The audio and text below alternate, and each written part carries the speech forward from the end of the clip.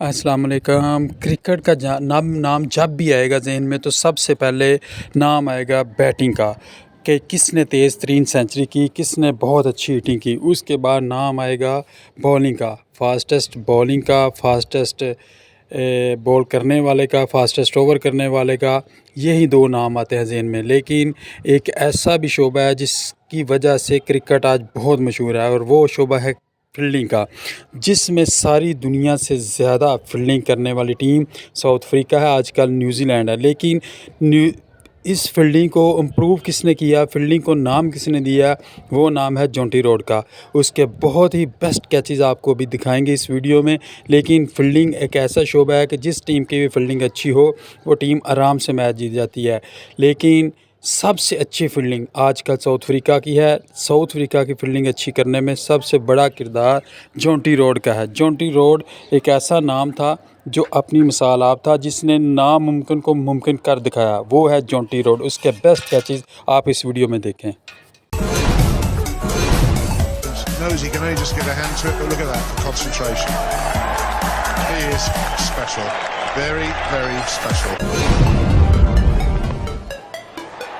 Wonderfully caught by Jonty Rhodes.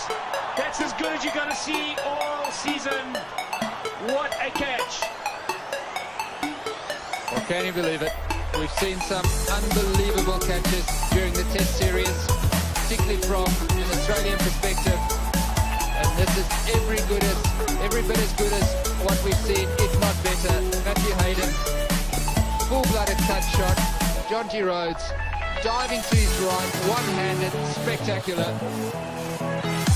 That's unbelievable, Jonty Rhodes. He's done it again.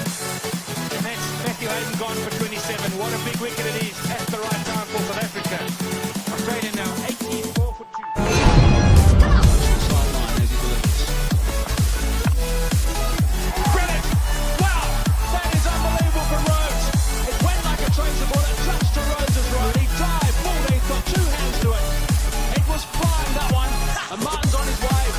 Jonty Rhodes is absolutely outstanding in that region.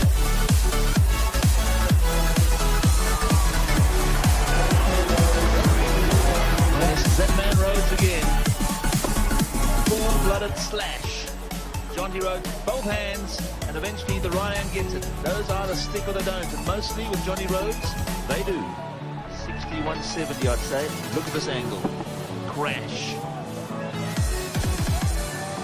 We've seen it all so often. He is just absolutely brilliant. They're not words or adjectives to describe that little fella.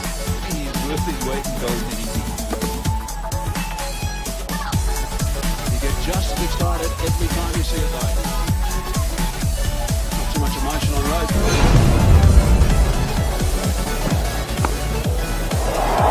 Ah, well, what about that? What a superb catch. He had to make ground to it. It wasn't just one of those where you can throw yourself and it may stick or it may not. He made half a pace and hurled himself away to the right. Michael Bevan has been caught in that area a number of times, but quite often the ball is just looping to the gully. On that occasion it was really flying. Brilliant catch by Jonty Rhodes. Owen, is that out yet? Or did it pitch? I think he's caught it. It's a marvellous catch. Yes, he's gone. Jonty Rhodes took one that was hit as hard as any cricket ball you can see. He really got on over that, Lara. Hit it very hard. Didn't quite get over it enough. It was in the air and Jonty Rhodes took a blinder. Yes, yeah, Lara is playing that shot again. A little bit too close to him. And straight to Jonty Rhodes at backward point. What a superb catch. Right at his bootlaces. Klusner. Absolute screamer of a catch, Jonty Rhodes. We're just about to go back to live commentary at the end.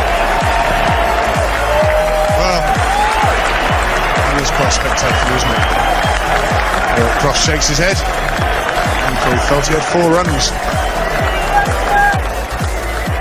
Pretty firmly, not quite where he intended, sliced a bit.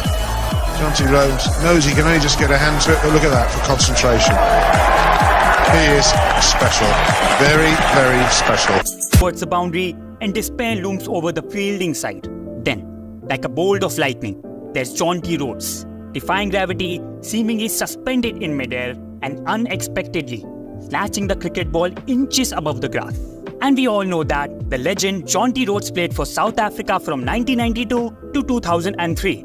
But did you know, Rhodes also represented South Africa at hockey and was chosen as a part of the 1992 Olympic Games squad. However, the squad did not qualify to go to the tournament, and he was also called for trials to play in the 1996 Olympics but was ruled out by a hamstring injury. And I think we should consider ourselves lucky that Rhodes did not have a successful career in hockey, else we would have missed on some outstanding and revolutionizing cricket.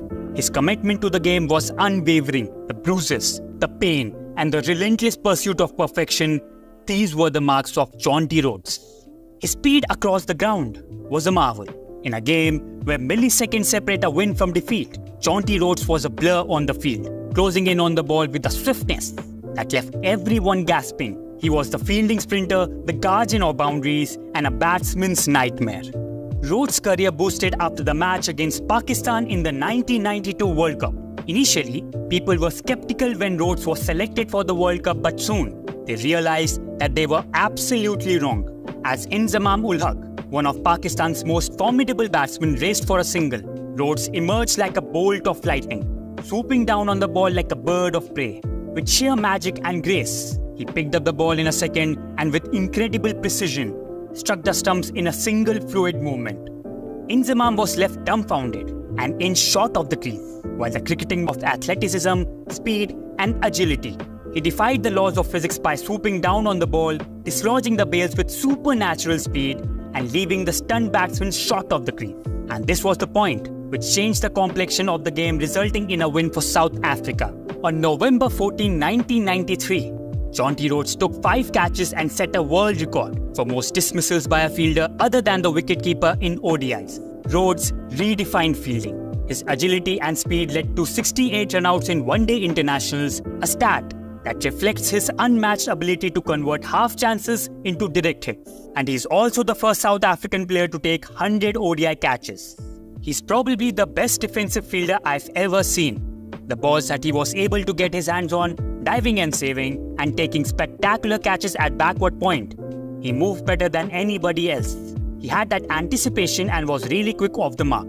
This was Ricky Ponting talking about his fielding idol, Jonty Rhodes. And I know, many of you would be saying that statistics-wise, Ponting was better. But in my opinion, if Ponting's fielding idol had not been there, maybe Ricky might not have been such a great fielder. And speaking about anticipation, if you are someone who actively plays cricket and wants to improve his or her fielding, here is a tip from the great Jonty Rhodes. Everyone is built differently. Everyone's got different roles in the team. But the one attribute that makes anyone a better fielder is expecting and anticipating every ball to come to you. It can make you a better fielder even without practicing catching or throwing. In 1999, Jonty Rhodes was voted as one of the wisdom cricketers of the year. And apart from fielding, Rhodes was also good with the bat, scoring 5,935 runs in 245 ODIs and 2,532 runs in 52 tests, as he has played some remarkable innings to save South Africa on several occasions. So, how good was Jonty Rhodes? He wasn't merely good, he was out of this world. He was the daredevil artist, the fielding sorcerer, and the reason why every cricket fan still believes in the magic of the game. Jonty Rhodes was cricket's grand spectacle, a showman.